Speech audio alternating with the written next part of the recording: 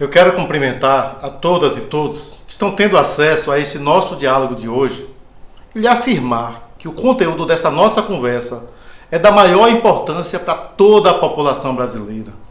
Nós vamos falar um pouco sobre a Petrobras, a sua importância e o papel que ela pode cumprir a favor de toda a população. Não será um papo longo, mas na medida necessária para entendermos minimamente a questão. Naturalmente que nós vamos falar do preço dos combustíveis, seja a gasolina, o diesel, o gás de cozinha, tema que interessa a todo mundo, e especialmente a população mais pobre, né?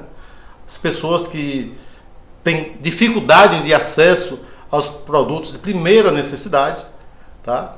E que uma dificuldade ainda mais agravada pelos preços dos derivados. As pessoas não estão conseguindo comprar o gás, então tem dificuldade para o deslocamento em função do preço das passagens, tá? Então toda essa situação agravada pelo preço dos combustíveis, nós vamos tratar aqui.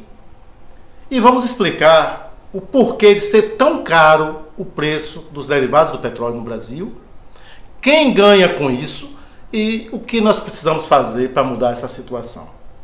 Nós começamos falando sobre a Petrobras, o seu potencial de lucro, potencial de produção, o tamanho dela. Então esse vai ser o tema inicial. E muitos devem lembrar, né, da propaganda na televisão que dizia: Petrobras, uma empresa integrada de energia, do poço ao posto. Pois é, do poço da produção até o posto, uma cadeia de atividades ligadas à energia, tá? A Petrobras, ela, além de ser uma empresa do poço ao posto, ela detinha 3 empresas de fertilizantes, estava na produção de biocombustíveis, tinha participação em 20 termoelétricas e também em parques eólicos. A Petrobras, ela não detinha monopólio da distribuição de combustíveis no país, mas a Petrobras era dona da BR Distribuidora, com 100% do capital votante, 100% das ações, tá?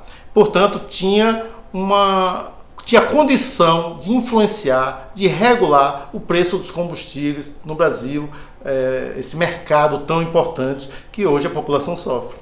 Então, esse é um pouco do que era a Petrobras. Só que de alguns anos para cá tem sido desenvolvido um ataque sistemático à Petrobras, e com isso perde toda a população. E o país perde em soberania, tá? Pois perde o controle sobre uma atividade extremamente estratégica, que é a energia, o petróleo, fertilizantes para a produção. Como é possível uma situação dessa?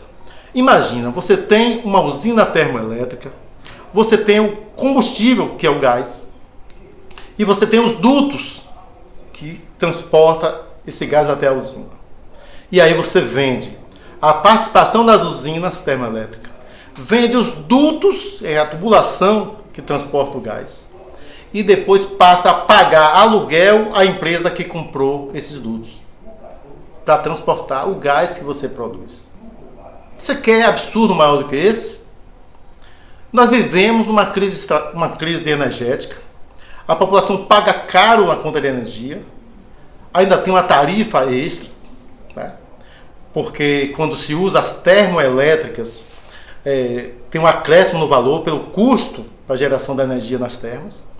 E numa situação dessa, a Petrobras, sendo dona de termoelétricas, dona dos dutos, tendo o gás, inclusive ela poderia produzir energia para o seu próprio consumo, a Petrobras vende toda essa cadeia de dutos, participação nas termoelétricas e também participação nas eólicas. Porque o que isso tem a ver com o momento? Produção de energia limpa, e a Petrobras vende a sua participação. Tá? Então é muito grave essa situação e nós precisamos entender por que isso acontece. Tá? E a Petrobras também vende os campos de produção em terra, que o custo de produção é um pouco maior do que no mar, do que no pré-sal, mas extremamente inferior ao preço do petróleo no mercado mundial. Então não faz nenhum sentido vender nem mesmo os campos de produção em terra, como aqui na Bahia, Sergipe, no Espírito Santo, não faz nenhum sentido, tá? E recentemente a Petrobras entregou, esse é o nome, o controle da BR Distribuidora. Tá? A Petrobras tinha 100% do capital. Em 2017 vendeu uma participação de 28%, quase 29%. Então a Petrobras ficou apenas com 71% do controle da BR. Em 2019 vendeu mais uma parte, ficou com 41%. E agora, esse ano, a Petrobras vendeu 100% da sua participação na BR Distribuidora, que teria o poder, né, de regular o preço dos combustíveis no Brasil. Em resumo, hoje se tem um monopólio privado na distribuição dos produtos.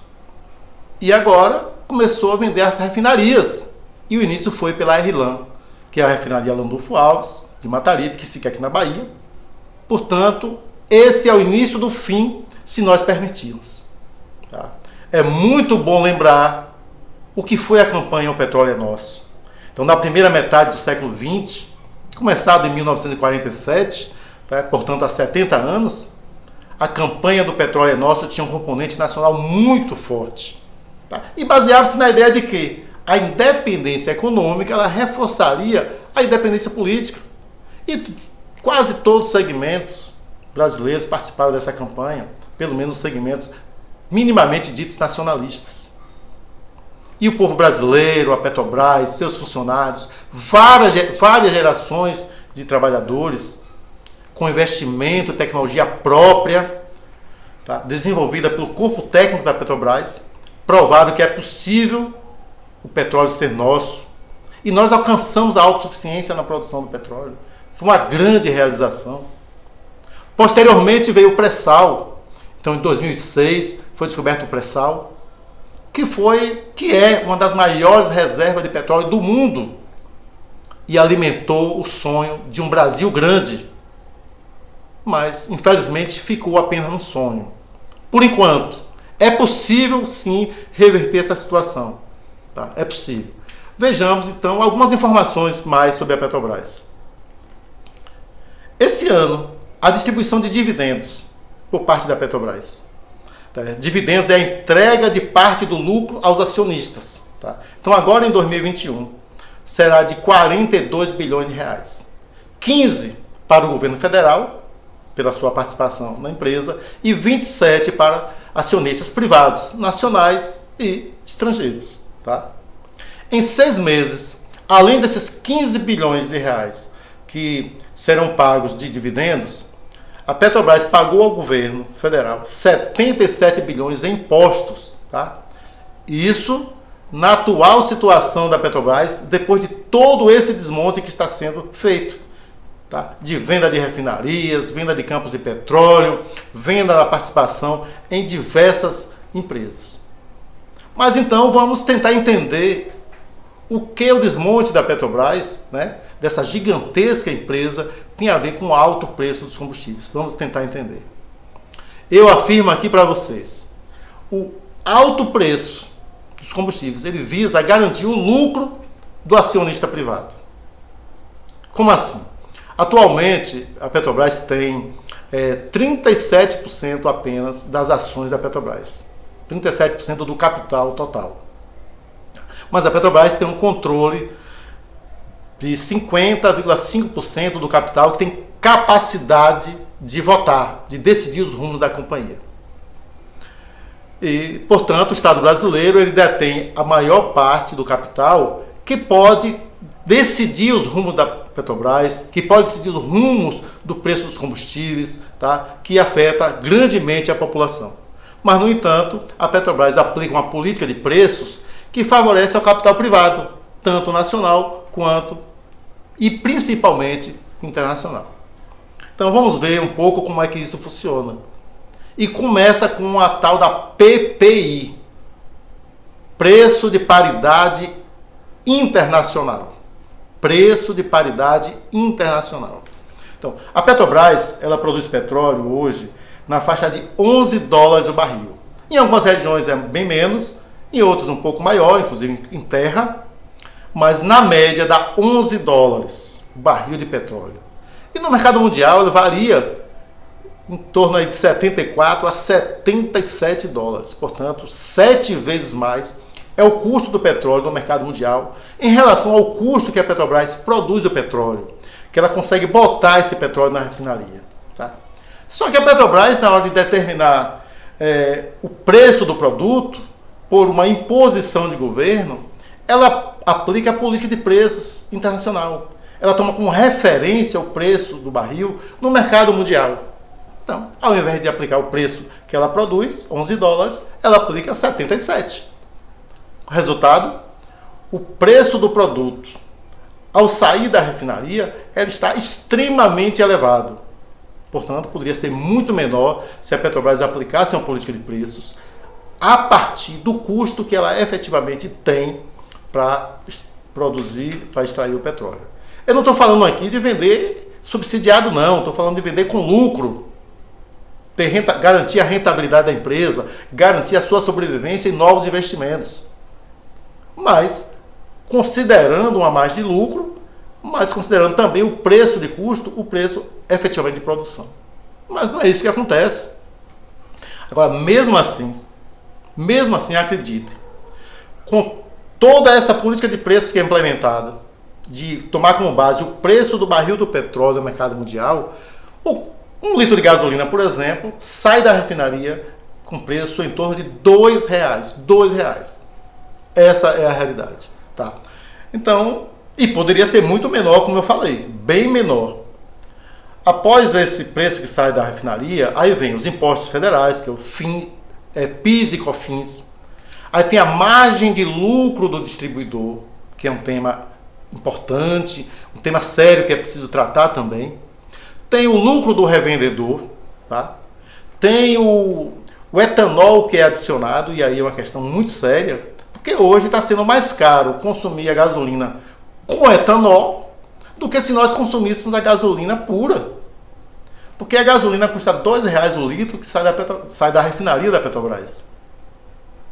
No entanto, o etanol custa R$1,02 por 270 ml. Então está encarecendo a gasolina, o etanol. Essa é uma questão que precisa ser tratada. Então, só depois do lucro do distribuidor, do lucro do revendedor, dos impostos federais, é que vem o ICMS, que é o imposto estadual. Que sempre existiu, que é alto, mas sempre existiu e o combustível não era tão caro como é hoje. Então, isso é preciso ficar bem afirmado. Então, o que encarece o produto é a política de preço que a Petrobras aplica e a estrutura de preços em que os distribuidores têm uma margem de lucro muito grande. O distribuidor ele tem acrescido no preço do produto, quando passa por ele, 29%. Agora imagina, a Petrobras que investe em pesquisa, perfura, extrai o petróleo, transporta, refina, consegue vender por R$2, extremamente alto. E o distribuidor que apenas repassa o produto para a revenda, para os postos de venda, tá? Seja os postos de combustíveis ou postos de venda, por exemplo, do gás, tem uma participação de 29%. É extremamente alto no nosso entender. Tá? Isso encarece ainda muito mais. Então, mas não é só isso, nós temos mais algumas questões a tratar. Quando a Petrobras aplica a PPI, essa política essa paridade de preços internacionais, o que acontece? O preço do combustível aqui no Brasil fica igual ao preço do mercado mundial. E aí permite que o petróleo que é refinado lá fora, em outro país, seja vendido aqui. E é isso que está acontecendo. A Petrobras está mantendo suas refinarias, e isso é um crime.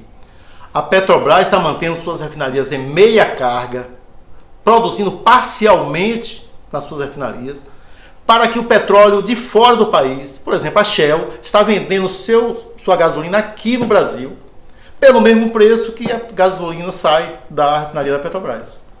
Se a Petrobras aplicasse uma política de preços a partir do custo de produção, o preço da Shell e de qualquer outra empresa multinacional ficaria muito caro e eles não conseguiriam vender aqui. Então a Petrobras é obrigada a manter seu parque de refino trabalhando parcialmente para favorecer a iniciativa privada. E aí quem ganha com isso? Ganham os acionistas privados que estão ganhando muito dinheiro com essa política de preços, e aí recebem em forma de dividendos. recebe as empresas multinacionais, ganha muito as empresas multinacionais ao vender esse combustível aqui no Brasil e ganha os distribuidores, como eu falei. Tá? Agora, uma consequência direta disso, o desemprego. Porque quando você reduz a produção das refinarias, você reduz a capacidade instaladas, você quebra toda uma cadeia industrial que poderia estar ali envolvida. Com isso você gera desemprego, paga-se muito menos impostos ao Estado. Tá? Então, e tem a questão também da vulnerabilidade que o país fica pelas imposições internacionais. Tá? Então é muito séria essa situação. Então, e a gente precisa voltar posteriormente para tratar dessa questão da margem de lucro dos distribuidores, que não é uma questão secundária. Tá? Então, e aí sobre a distribuição, aí entraria o papel da BR Distribuidora. Então imagina uma empresa estatal cumprindo função social, poderia regular esse preço, tá, do mercado como um todo, porque garantiria o lucro, garantiria a sobrevivência da empresa, mas não permitiria que tivesse um preço tão alto para a população. Agora, para caminhar para o fim, vejamos a origem de tudo isso. Por que manter o preço tão alto? Por que favorecer tanto as empresas privadas, seja ela nacional ou internacional? O porquê disso tudo? O porquê do ataque à Petrobras e também às demais empresas estatais? Empresas, inclusive, extremamente lucrativas, como Correios, Eletrobras, que é outra empresa extremamente estratégica. Qual a origem disso? O porquê? A crise estrutural do sistema capitalista. Há uma queda na taxa global de lucro do sistema capitalista já há várias décadas, e o sistema tenta recuperar. E aí toma essas medidas de, através das ditas reformas, retira direitos dos trabalhadores, tipo direitos previdenciários, direitos trabalhistas, tá? E agora vem também a tal da PEC 32, que seria a reforma administrativa. Ou seja, através dessa reforma, o governo quer abrir mão da obrigação de prestar serviços públicos. Então, uma série de medidas, de reformas, que vem no sentido de reduzir os custos do Estado para, via transferência, como pagamento da dívida, ser endereçado aos bancos. E o Estado se desresponsabiliza dos serviços públicos. E o outro meio é a entrega das empresas estatais lucrativas ao capital privado. Então, quem vai lucrar agora, tendo o monopólio, são as empresas privadas. Mas isso não é por maldade simplesmente. É por uma necessidade do sistema. Tá? E, infelizmente, o empresariado nacional, o empresariado brasileiro, ele é subalterno, ele se associa de uma forma subordinada ao capital internacional. Então é isso que está acontecendo aqui no Brasil, né? O Brasil faz reformas, retira direito dos trabalhadores, entrega as estatais lucrativas para garantir o lucro do sistema como um todo. Isso é um crime que está sendo feito e sofre toda a população. E aí nós precisamos dizer o seguinte: nós temos que barrar esse desmonte da Petrobras, tem que barrar o desmonte das demais estatais e temos que impedir essa tal da PEC 32. Mas só é possível fazer isso com uma ação global da classe trabalhadora, com uma mobilização nacional, especialmente da classe trabalhadora. Por fim, não é possível que apenas petroleiros barrem o desmonte da Petrobras ou que servidores públicos barrem essa tal da reforma administrativa. É preciso uma ação global da classe trabalhadora. Tá? É possível, é necessário. Agora, claro que depende dos partidos ditos de esquerda, das centrais sindicais, terem disposição a isso. E por último mesmo, dizer para vocês que estão nos acompanhando: não adianta esperar que algum dos candidatos que agora se apresentam venha mudar essa situação. É preciso uma ação de enfrentamento ao capital. Trata-se de confronto direto, aberto. E nenhum governo, em aliança com o empresariado, vai impedir a continuidade desse processo e muito menos reverter o que já foi feito. Tá? Então não dá para esperar que algum salvador da pátria, alguém faça a promessa que vai impedir que essa política siga adiante. Não é possível alimentar essas ilusões. É preciso ter uma política independente, livre, apartada do empresariado. Tá? Não será com paliativos, nem com negociações que mudaremos essa situação.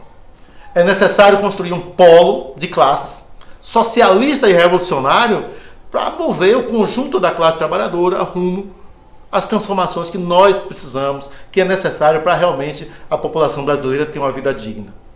Rumo a uma sociedade socialista. E digo para você, qualquer coisa fora disso é pura enganação. Claro que tem muito picareta por aí, plantando ilusões, vendendo inclusive gás de cozinha a R$50, com dinheiro do trabalhador, fazendo campanha eleitoral, sem inclusive deixar claro essa política perversa que a Petrobras implementa, essa política que é a favor da privatização da empresa.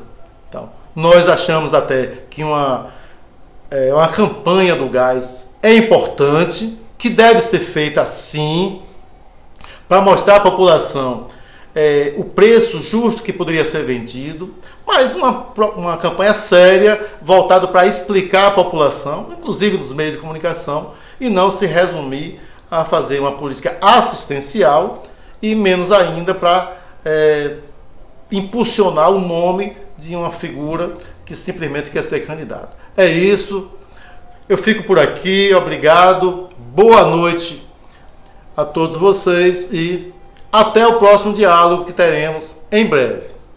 Espero que reflita sobre essa conversa nossa, que se você gostou, repasse para outras pessoas esse nosso vídeo e tentaremos da próxima fazer um vídeo mais curto, mais temático, para que possa ser compartilhado com muita gente, tá bom? Obrigado, boa noite e fiquem em paz.